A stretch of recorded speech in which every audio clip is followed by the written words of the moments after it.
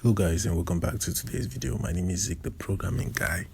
In today's video guys, I want to show you how to fix muted video on TikTok.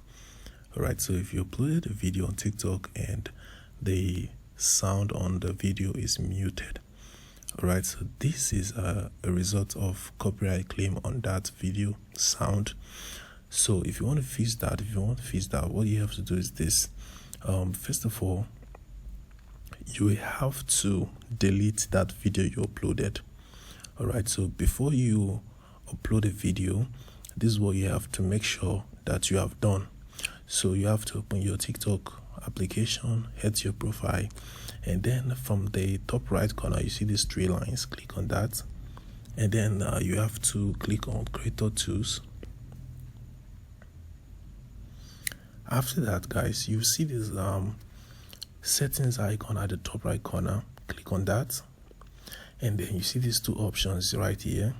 The second one is video sound copyright check. So you need to make sure this is enabled, just like this.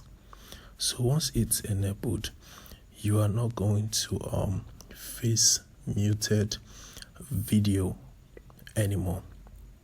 So make sure it's enabled.